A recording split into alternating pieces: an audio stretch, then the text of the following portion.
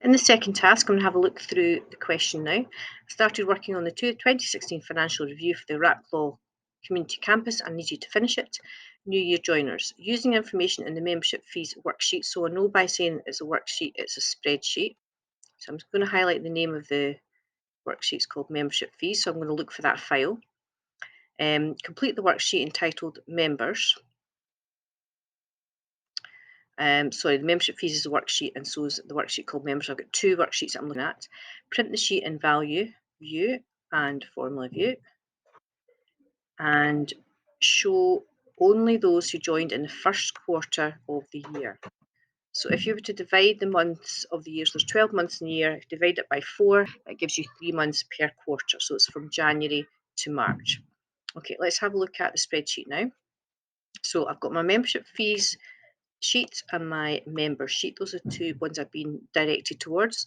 So the membership fee is going to depend on the type of member they are. So if they're classes only or students. So that's my information here, and that's where I have to put my formula. So I'm going to work out that for each one. So because it's for one individual person, it's a lookup. So I found my table. This is my lookup table here. The first thing I need to do, I need to sort it in alphabetical order on the first column.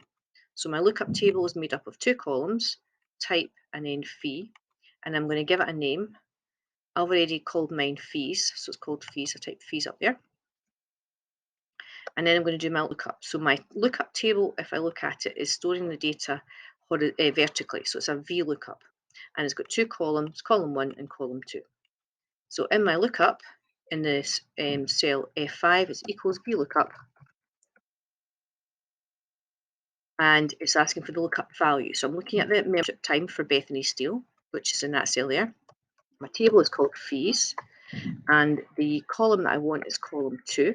That displays the value, and I put false in here so that it doesn't pick up something unless it matches it exactly. So it's £12.50, so I'm going to fill that down. Okay, I'm going to double check that student is £15. Let me check. Student is £15. Correct. Now, this isn't the only thing that's going on with this formula. If you look up here, all membership fees are subject to VAT, currently at 20%. So actually, I need to add the VAT on to this membership fee. So I'm going to add on to my existing formula, and I'm going to multiply it by 120%. Or you can multiply it by 1.2. It's up to you which way around you do it. So the membership fee actually has been increased by 20%. So you can see that it's now £15 for Bethany Steele. So that's me completed this formula. So it's just the one formula, but it's got two parts to it. It's got your lookup, and then it's got your multiplication to add on the value of the VAT. I'm going to go back and check my question again. So I want to print it in value view and formula view, showing only those who joined in the first quarter. So there's a couple of different ways you can do this. You can, if you want, highlight your table, and you can sort it on the date. Date sort, and the date is we want the newest to the oldest. Click OK. Oh no, I want the other way around. I want the oldest to the newest. Okay, and then I only want to print for the first quarter, so I'm only doing January to March, so that would stop there, and then I would print that one. Control P.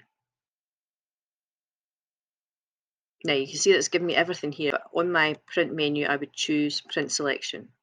So it's now only printing the selected ones. Okay, so you can print that way, or you can do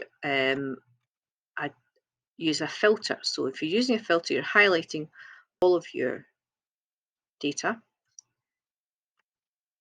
and in the data menu you've got filter, and then on the date joined column you can choose to filter by, so we untick select all. We want January, February, and we want March. Click OK, and then that displays only that data. And if you go to print now, Control P, it will only print. So even if you printed selection, or if you leave it as print